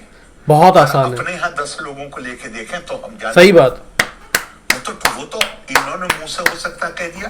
दुनिया तो प्रैक्टिकली टर्माइट मानती है उन लोगों को जो गैर कानूनी तौर पे किसी देश में दाखिल होते हैं। सच बात है ये, किसी भी धर्म के हो। सच बात है ये। जो गैर कानूनी तौर से आते, परसिक्यूटेड, दुनिया, पूरी दुनिया। बताया तो उनको ये जा रहा है कि ये उन्होंने मुसलमानों के लिए कहा। नहीं, वो खुद मना कर रहे। मैं कोई नहीं हूं कि मैं उनका डिफेंड करूं, वो सक्षम है। लेकिन जो मैंने खुद सुना है उनको बोलते हुए कि ये मैंने उनके लिए कहा जो रोजगार हासिल करने के लिए गैर कानूनी तौर पर देश में दाखिल हो रहे हैं। ये किसी धर्म विशेष के लोगों के लिए नहीं कहा। बहुत सारे, लेकिन मुझे नहीं पता, वो खुद अपने सक्षम है। ये जो मैंने सुना है वो मैंने आपसे शेयर। मैंने आपसे इसलिए जिक्र किया क्योंकि ये चीजें मन में शक पैदा करती हैं, और ये आजकल आप जानते हैं कि सोशल मीडिया का जमाना है, ये चीजें एक के बाद एक सर्कुलेट होती हैं। New York times, wall street journal, guardian, ऐसे अखबारों में भी आज हिंदुस्तान की इमेज ऐसी है कि जैसे यहाँ बहुत कुछ परेशान किया जा रहा है मुसलमानों को, यहाँ कोई हिंदू राष्ट्र बनाने की कोशिश हो रही है। मैं कह रहा हूं कि हमारी कमी, हम इतने मजबूत केस को, अगर जिन लोगों पे इतना जुल्म हो रहा है कि आज की 2019 की रिपोर्ट कह रही है कि 1000 से ज्यादा लड़कियों का हर साल एब्डक्शन हो रहा है। पाकिस्तान के इस्लामाबाद हाई कोर्ट के जज पूछ रहे हैं कि आखिरकार ये यंग लड़कियां ही कैसे, इनका ही कन्वर्जन क्यों होता है? और हम उसको अच्छी तरह से नहीं रख पाए तो हमारी कमजोरी है। और सही बात है। मैं यही कहूँगा। लेकिन आप ये दावे से कह सकते हैं कि चाहे CAA आए, चाहे NRC आए, हिंदुस्तान के जो मुसलमान यहाँ रहते हैं उनसे कोई सबूत नहीं मांगा जाएगा। मैं आपसे दावे से ये कहता हूँ, और मतलब इस पर मुझे दोबारा सोचने की जरूरत है। भारत का नागरिक इस रूप में देखा ही नहीं जा सकता कि वो किस धर्म का मानने वाला है। और ये सब रिकॉर्ड है एक बढ़ती हुई वित्त व्यवस्था में, जो आने वाली दुनिया में हमारी भूमिका होने जा रही है। हमारे पास ये सारे आंकड़े उपलब्ध होने चाहिए। CAA के साथ सही बात चीज है। को नहीं मिलाना चाहिए। CAA केवल कानूनी शक्ल है उस वादे की जो रजिस्टर्ड डॉक्यूमेंट होना जरूरी है हर सिटीजन का। ये अमेरिका तक भी करता है, रजिस्टर्ड डॉक्यूमेंट होना सिटीजन का। ये इसमें कोई बुरी बात नहीं है। हमारे साथ मिलकर आजादी की लड़ाई लड़ी थी, लेकिन वो हमारे उस फैसले के शिकार बन गए कि हमने आखिर में पाकिस्तान देश के बंटवारे को स्वीकार कर लिया। उनसे किया हुआ वादा है जिसको हमने कानूनी शक्ल दी। लेकिन देश के नागरिक चाहे जिस धर्म का मानने वाला हो, मैं आपसे दावे से कहता हूं, ये चीज इसलिए नहीं कि कानून इसकी जमानत देता है, इसलिए नहीं कि सरकार की नीयत ठीक है, नहीं, ये सब आर्ग्यूमेंट नहीं। इस देश की इथोस, इस देश की मान्यताएं, इस देश की परंपराएं, पड़ोसी खड़ा हो जाएगा साहब जंग करने के लिए जिस दिन भारत के नागरिक को के खिलाफ कोई कुछ करने की कोशिश की गई। ये इस देश की कुछ परंपराएं हैं, कुछ मान्यता। देखिए क्यों ये सवाल आते हैं। जैसे असम में NRC लागू हुआ, एक उदाहरण बार बार दिया जाता है, कारगिल में जो फौज में हमारा सिपाही था सुलेमान, उसको NRC में नहीं शामिल किया गया, उसको गैर नागरिक डिक्लेयर कर दिया गया। अगर आपका ये ख्याल है कि सरकारी कामकाज करने वाले और पेपर तैयार करने वाले वो सब कंप्यूटर है, तो ये मेरे ख्याल से सही नहीं है। लेकिन अगर गलती हो तो गलती को सुधारने का पूरी गुंजाइश मौजूद।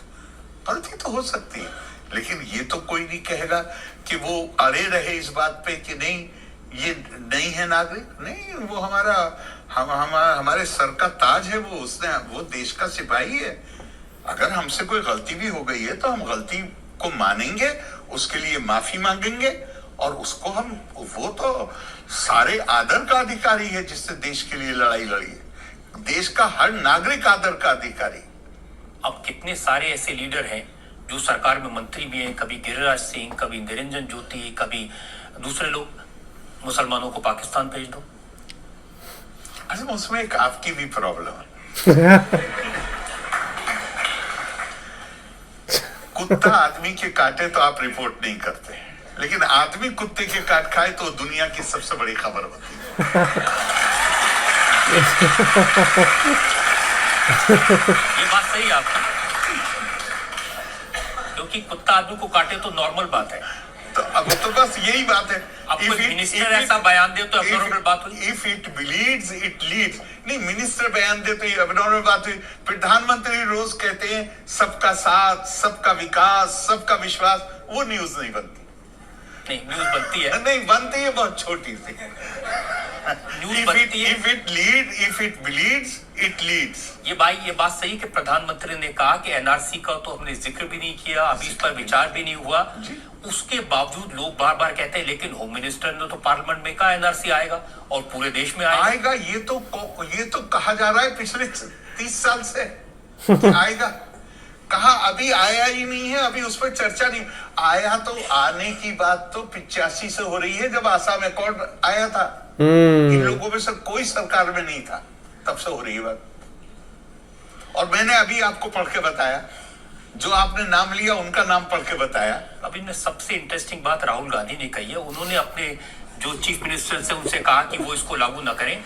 उन्होंने कहा कि हिंदुस्तान में जो मुसलमान हैं उनको दबाया जा रहा है। राहुल गांधी, मैं क्या जवाब दे सकता हूँ? राहुल गांधी का बेचारे का जोकर बच गया है। इसलिए राहुल गांधी का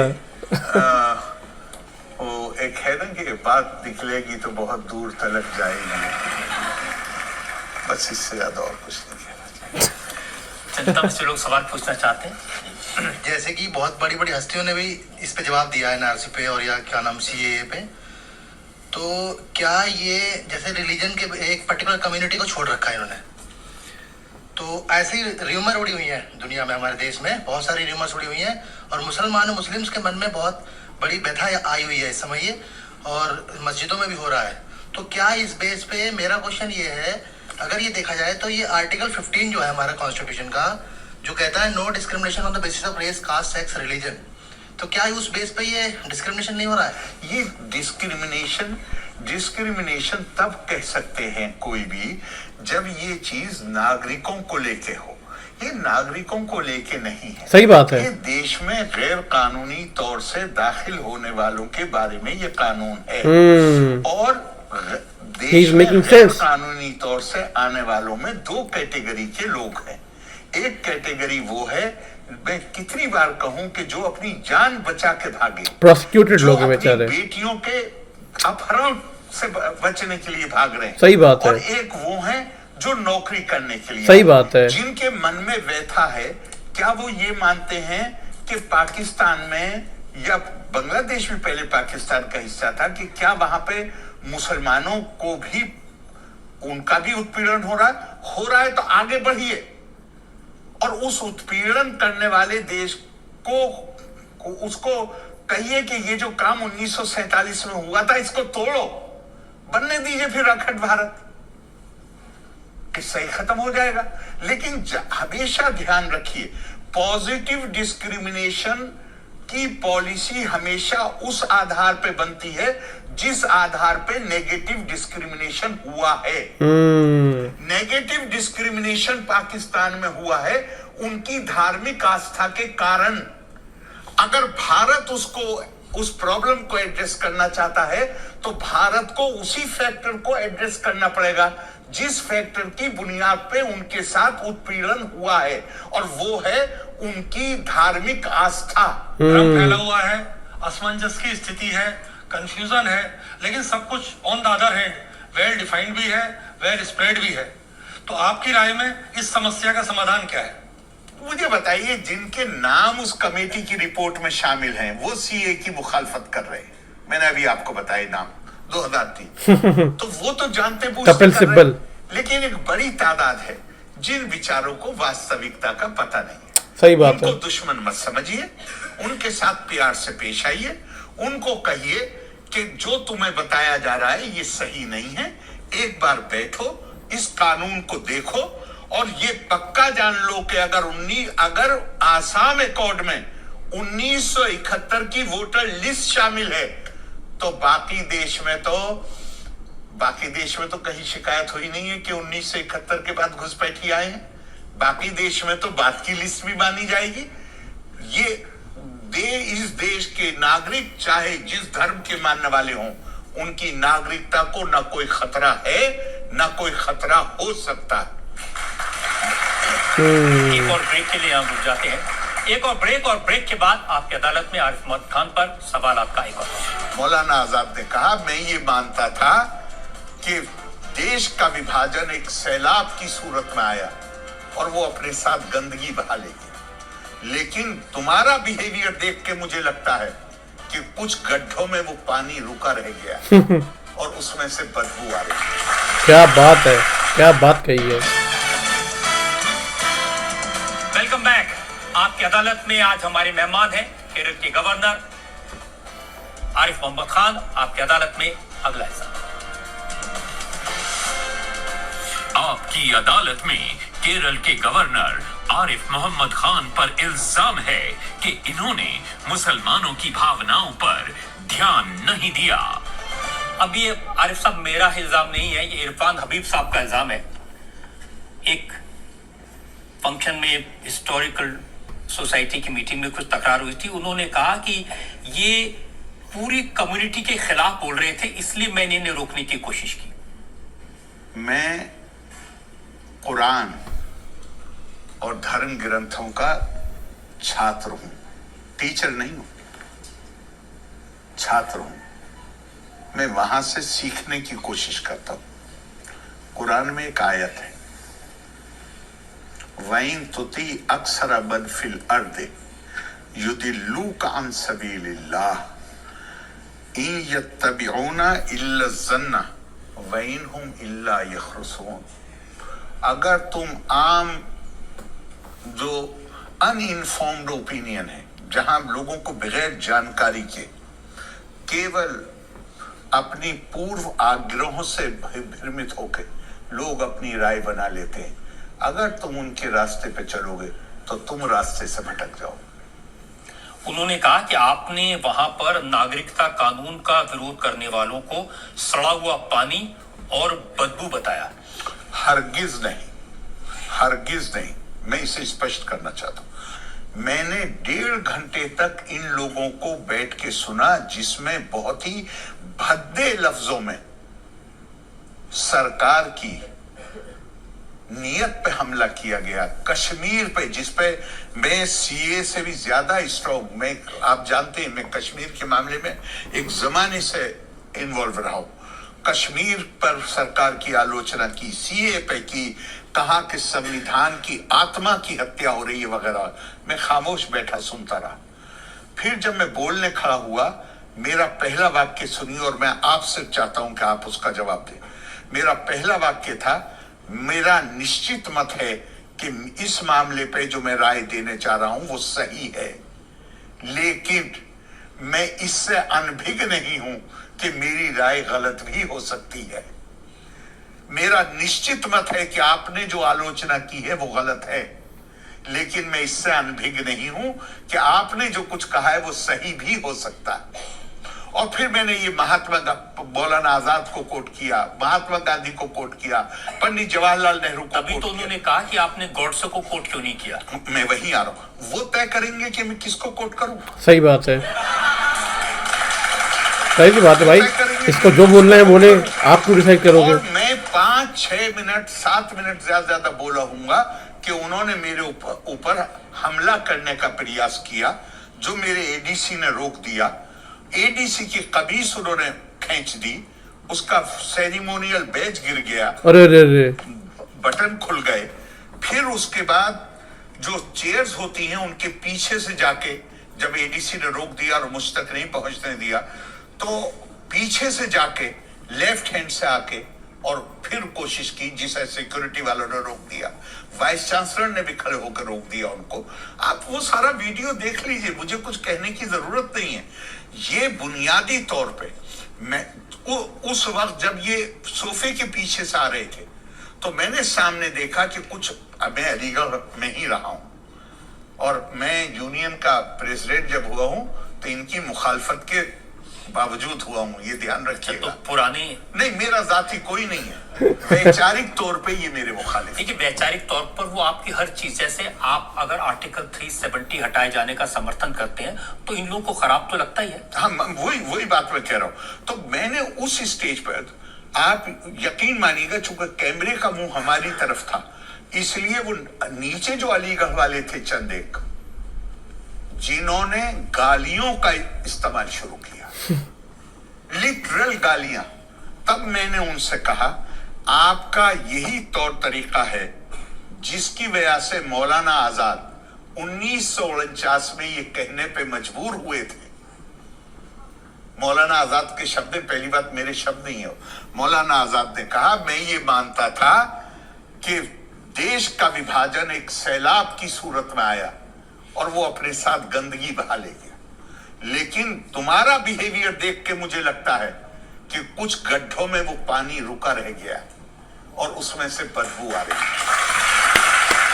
बहुत अच्छी बात कही। ये किन के लिए कहा था मौलाना ने, ये ध्यान रखिए, किन के लिए कहा था। अलीगढ़ में मुस्लिम लीग का यूथ विंग इतना मजबूत था कि इन्होंने रेलवे स्टेशन पर, आजादी से 2-3 साल पहले रेलवे स्टेशन पे इनको पता चल गया कि मौलाना आजाद ट्रेन से जा रहे हैं। ये सब इकट्ठे हो गए खामोशी के साथ स्टेशन पे, और पटरियों पे पड़ी हुई जो गंदगी होती है वो वहां से उठा के, हाँ, उसमें पैकेट में लेके और प्लेटफॉर्म पर खड़े हो गए, और जैसे ही गाड़ी रुकी मौलाना के कैबिन में घुस गए और उस गंदगी को मौलाना की दाढ़ी में मला। अरे हाय सीरियसली। अब यही मुस्लिम लीगी देश के आजाद होने के बाद, अब मुस्लिम लीग तो चल नहीं सकती थी, ये कम्युनिस्ट बन गए। ओ और लेकिन इनका वो जो अलगाववादी इनका सोच थी, वो जू की तू बनी रही। तो ये कम्युनिस्टों की शक्ल में जो मुस्लिम लीगी हैं, उनके लिए मौलाना आजाद ने ये जुमला कहा था। और वो तो इंडियन हिस्ट्री कांग्रेस तो हर कोई जानता है, वो तो है ही, वो तो अपने तो मौलाना आजाद के पास कोई सिक्योरिटी नहीं थी। लेकिन मैं तो ये मानता हूं मौलाना आजाद ने कम्युनिस्टों के बारे में भी नहीं कहा। जो मुस्लिम लीगी बदले हुए वातावरण में जिन्होंने कम्युनिज्म का आवेश पहन लिया था, अपने आप को इस इल्जाम से बचाने के लिए कि हमने देश का बंटवारा कराया। तो जेएनयू में टुकड़े टुकड़े वाले ये वही लोग हैं? मैं जेएनयू का नहीं जानता, लेकिन अलीगढ़ में ये वो लोग थे जो मुस्लिम लीगी थे पुराने, और अब कम्युनिस्ट बन गए थे, जिनको मौलाना आजाद नहीं, कहीं आरिफ साहब ने मुसलमानों, पहली बात आरिफ साहब का जुमला ही नहीं है, ये जुमला है मौलाना आजाद का। लेकिन मौलाना आजाद ने ये मुसलमानों के बारे में नहीं कहा, मौलाना आजाद ने ये उन मुस्लिम लीगियों के बारे में कहा जो देश के आजाद होने के बाद कम्युनिस्ट बन गए थे, लेकिन उसी अलगाववादी मानसिकता के साथ काम कर रहे थे। आपसे उन लोगों की यही शिकायत होती है, आप बहुत बेबाकी से बोलते हैं, इतिहास के जानकार हैं उससे बोलते हैं, और आप जिस तरह अंदाज में आर्टिकल 370 हटाए जाने का सपोर्ट करते हैं, उससे तकलीफ तो होती है लोगों को। मैं सपोर्ट नहीं करता, मैं तो एक जमाने से उसको प्लीट कर रहा हूं, इसलिए कि मेरा मानना है कि 370 तो पंडित जी के जमाने में और इंदिरा जी के जमाने में खत्म हो गया था। अब तो उसका ढांचा रह गया था, खाली घर रह गया था। अब खाली घर, आप अपना घर खाली छोड़ दीजिए, उसमें भूत घुस जाते हैं। तो उस खाली घर में पाकिस्तान द्वारा स्पॉन्सर्ड आतंकवाद का, मैं भी फेवर करता हूँ आर्टिकल 370 के रिमूवल का, जो सच बात है, मैं ये सपोर्ट करता हूँ मैं, और ये मैंने पहले की वीडियो में बोला है कि मैं इसको सपोर्ट करता हूँ। क्यों बोला था, आप जाके वो वीडियो जाके देख सकते हैं। साफ बातें करेंगे और वो लोग आपसे नाराज भी ना हो, तो ये कैसे होगा? नहीं, मैंने कब कहा नाराज ना हो। मैं तो कहता हूँ उनको पूरा अधिकार है। और एक बात और आपको कहूं, सार्वजनिक जीवन में कौन आपसे खुश है, इससे ज्यादा महत्वपूर्ण बात मैं ये मानता हूं कौन आपके खिलाफ है, कौन आपसे नाराज, और इनकी नाराजगी का मैं स्वागत करता हूं। एक और ब्रेक के लिए रुकेंगे, और ब्रेक के बाद आपकी अदालत में इल्जामात और सवालात का आखिरी दौर। तस्लीमात माँ तस्लीमात, तू भरी है मीठे पानी से, फल फूलों की शादाबी से, दक्किन की ठंडी हवाओं से, फसलों की सुहानी फिजाओं से, तस्लीमात माँ तस्लीमात। मुझे एक्चुअली एक काम करने के लिए जाना है, जिससे जैसे मैं घड़ी बार बार देख रहा हूँ। Welcome back. आपकी अदालत में आज हम मुकदमा चला रहे हैं, सवाल पूछ रहे हैं। वैसे अभी तक वीडियो बहुत अच्छी रही है, अभी तक वीडियो बहुत अच्छी रही है। आपकी अदालत में अगला इल्जाम। आपकी अदालत में केरल के गवर्नर आरिफ मोहम्मद खान पर इल्जाम है कि ये अपने ही समुदाय से कट गए। अब ये भी मेरा इल्जाम नहीं है, शकील अहमद साहब हैं कांग्रेस के नेता, उन्होंने कहा कांग्रेस सबको जानता हूँ, वो बहुत कांग्रेस से और क्या उम्मीद होगी, सिविलाइज्ड है, वेल रेड है। जब कांग्रेस पावर में नहीं होती है वो हर किसी को बुरा भला कहती है, के लिए स्पॉइल्ड जीनियस। और ये शायद हर पार्टी का सेम रीजन है। उनका बहुत धन्यवाद इतने सारे शब्दों का प्रयोग करने के लिए। लेकिन मैं ईमानदारी से मानता हूँ असल में प्रॉब्लम सारी ये है कि कम्युनिटी की बात करते हैं, और कम्युनिटी के लिए जो गाइडेंस होनी चाहिए, जो किताब, उससे कोई ताल्लुक नहीं। सही बात है। किताब तो ये कहती है इंसाफ के लिए खड़े हो जाओ, जो बात तुम्हें सही लगे उसके लिए खड़े हो जाओ, चाहे वो बात तुम्हारे माँ बाप के खिलाफ जाती हो, तुम्हारे रिश्तेदारों के खिलाफ जाती हो, तुम्हारी बिरादरी के खिलाफ, ये किताब कहती है। कम्युनिटी के साथ खड़े रहने का मतलब ये है कि, तो फिर कम्युनिटी के साथ खड़े रहने का मतलब तो ये है कि अगर 47 में से पहले होते तो पाकिस्तान का नारा लगाते, फिर 86 में शाहबानों में सुप्रीम कोर्ट का जजमेंट का नारा लगाते, फिर 30 साल के बाद कहते कि नहीं वो गलती हो गई थी। भाई बार बार कहा गया है अपनी अकल का इस्तेमाल करो, जो कि नहीं करते वो लोग। क्या कहते हैं? हाँ। वो कहते हैं कि कुरान में, अब मैं तो कुरान जानता नहीं, कुरान में कहा गया कि अल्लाह के आगे मुसलमान का सिर किसी के आगे झुकना नहीं चाहिए। हाँ। और आरिफ मोहम्मद खान कहते हैं वंदे मातरम गाओ। इसमें क्या बुराई है? वंदे मातरम। मैं खुद बोलता हूँ वंदे मातरम, वंदे 250 साल मातरम, तक वंदे मोगलों के मातरम। दरबार में सजदा होता था। जय हिंद, जय भारत। ठीक है? क्या इलॉजिकल बात है। जय श्री राम, ओम, मैं सब बोलता हूँ, मुझे कोई टेंशन नहीं है। कहा कि मुगल हमसे सजदा करवाते हैं। मुझे यहाँ तो पे हनुमान चालीसा भी थोड़ा बहुत याद है। जय हनुमान ज्ञान गुण सागर, ये थोड़ी बहुत मुझे याद है। सजदा इसमें पता नहीं क्या उबूदियत नहीं लॉजिक है यार। उबूदियत कहते हैं बंदगी। लोग पागल हैं, लोग गधे हैं। ये सजदा ताजीमी है, ये आदर का सजदा है, ये बंदगी का सजदा नहीं। एग्जैक्टली मैं बहुत अच्छी बात कही है।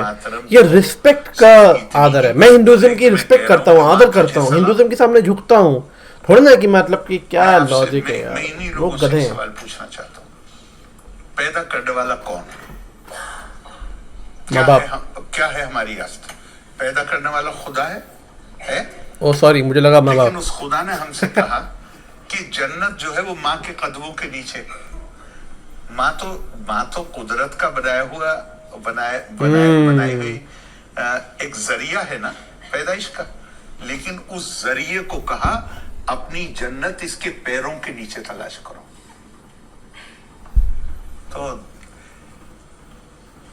पैदा मैं भारत में हुआ हूं, ये ऊपर वाले का फैसला है, कर्मों का फैसला जो भी है। लेकिन जिस मुल्क का पानी पीता हूं, जिस मुल्क का अनाज, उसके खेतों का उगा अनाज खाता हूं, जिसकी हवा में सांस लेता हूं, जहां जिसने जो सब कुछ दिया है, अगर मैं उसको कहूं कि माँ तुझे सलाम, तो इन्हें ये सजदा नजर आता है। वो इसलिए कहते हैं, वो कहते हैं आजादी की लड़ाई में जो मुस्लिम लीडर्स थे उन्होंने विरोध किया था वंदे मातरम इन्हें का। बेचारों को ये भी नहीं पता है, सारी समस्या यही है। Ignorance is not solution of the problems. पहला आदमी जिसने वंदे मातरम पर एतराज किया था कोई मुस्लिम लीडर नहीं था, गुरुदेव रविंद्रनाथ टैगोर थे। ब्रह्मो समाज था जिसने एतराज किया था।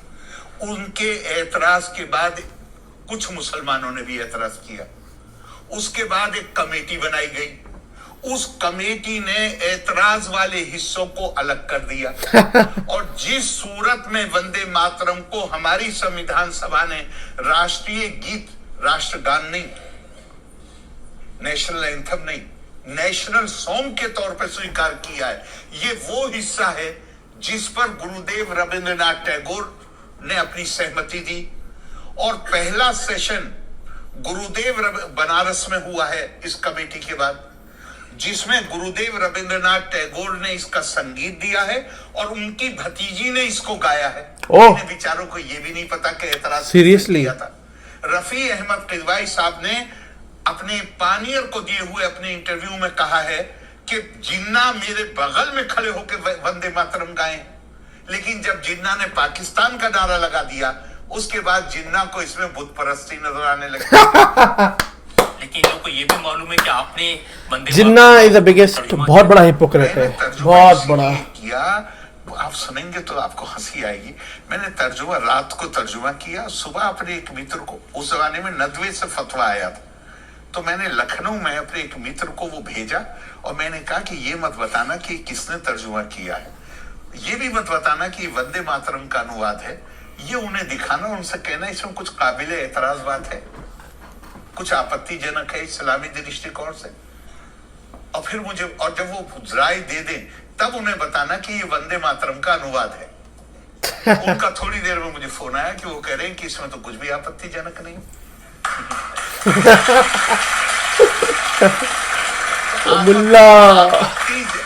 मुल्ला लोगों का लॉजिक की है वो है इग्नोरेंस, इग्नोरेंस। जिस चीज को हम नहीं जानते वो आपत्ति। अब जब अब इन्होंने क्या, अब इन्हें कुछ नजर ना आए उसमें कि भाई ये अनुवाद है इसका, संस्कृत तो आपको नहीं आती ना, नहीं आती, ये इसका अनुवाद है, इसमें बताइए क्या आपत्ति है। उनका साहब होता, आरिफ साहब ने खुद कहा है कि आजाद तर्जुमा है, ये कैसे मान लिया जाए ये सही है। दिल्ली यूनिवर्सिटी के संस्कृत के प्रोफेसर जो हेड ऑफ द डिपार्टमेंट मुझे फोन करके, अगर मैंने अनुवाद गलत किया है तो किसको बताना चाहिए? जो संस्कृत का जानने वाला है। वो मुझे फोन करके कह रहे हैं कि आरिफ साहब मेरी आंखों में आंसू आ गए, ऐसा शानदार आपने अनुवाद किया। और जिनको आती नहीं संस्कृत वो कह रहे हैं कि ये कैसे मान ले कि सही अनुवाद। इसका क्या इलाज?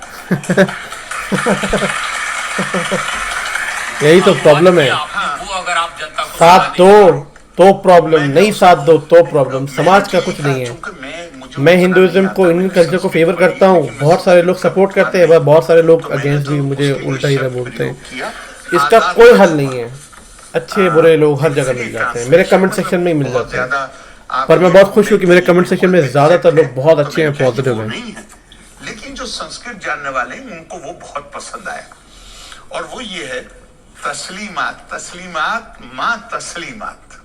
तस्लीम कहते हैं, प्लूरल है सलाम का। जैसे कि माँ तुझे सलाम, तो ये उसका प्लूरल है, बहुवचन। तस्लीमात माँ तस्लीमात, तू भरी है मीठे पानी से, फल फूलों की शादाबी से, दक्किन की ठंडी हवाओं से, फसलों की सुहानी फिजाओं से। तस्लीमात माँ तस्लीमात। तेरी रातें रोशन चांद से, तेरी रौनक सब्जे फाम से, तेरी प्यार भरी मुस्कान है, तेरी मीठी बहुत जुबान है, तेरी बाहों में मेरी राहत है, तेरे कदमों में मेरी जन्नत है। तस्लीमात माँ तस्लीमात।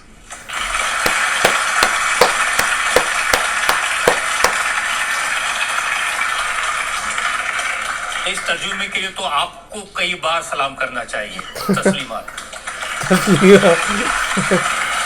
ब्रेक के रुकते हैं और ब्रेक के बाद सुनेंगे आपकी अदालत में आज के जज डॉक्टर वेद प्रताप वैदिक के साथ।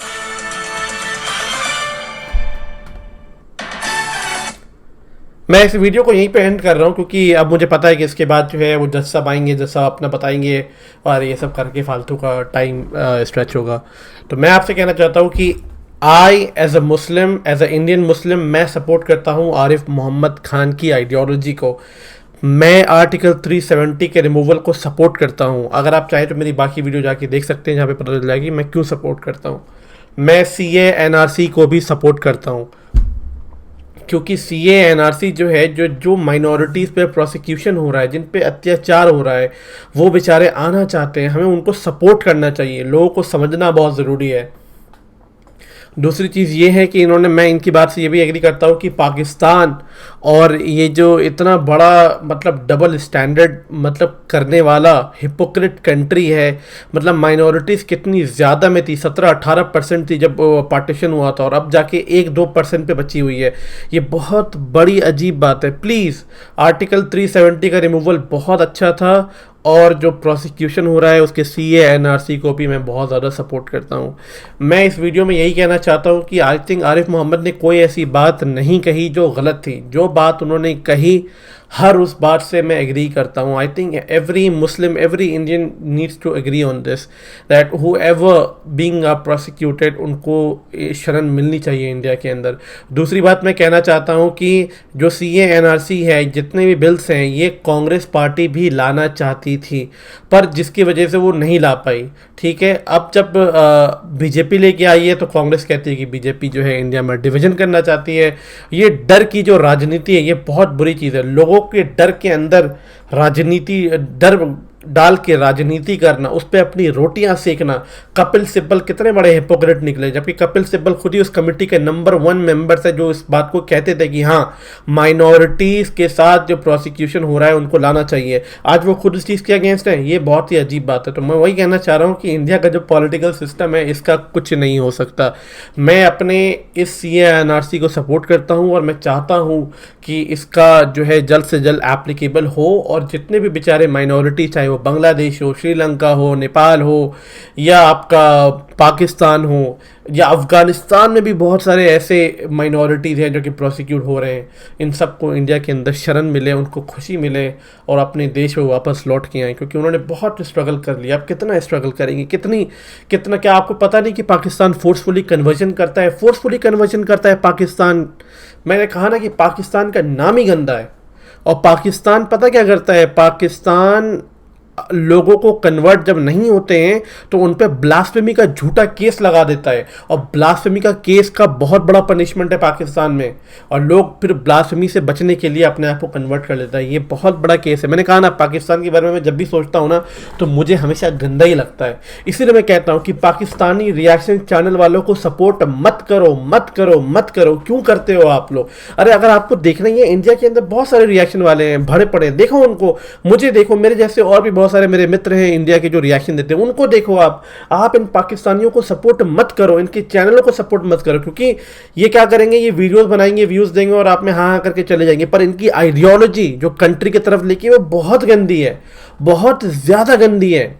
वो तालिबान को सपोर्ट करते हैं, अफगानिस्तान में जो ब्रुटैलिटी हो रही है उसको सपोर्ट करते हैं, ये इंडिया के अंदर गजवाई हिंद जो लॉजिक है उसको सपोर्ट करते हैं, और ये माइनॉरिटीज़ के लिए स्टैंड नहीं लेते। क्या आपने एक भी पाकिस्तानी चैनल को देखा है कि उसने माइनॉरिटीज़ पे स्टैंड लिया हो या बोला हो? नहीं लिया कभी।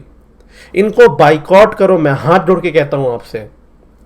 एनीवे, आई होप कि आपको ये वीडियो अच्छी लगी हो। अगर अच्छी लगी हो तो आपको भी ज्ञान मिला हो, मुझे भी बहुत ज़्यादा ज्ञान मिला है। मैं जाता हूँ क्योंकि वीडियो बहुत लंबी हो गई है। मैं आपसे मिलता हूँ नेक्स्ट वीडियो में, तब तक के लिए अपना ध्यान रखिए, एंड आई होप कि आपको ये वीडियो अच्छी लगी हो। कमेंट सेक्शन में ज़रूर जाके बताना। Alright, see you next time.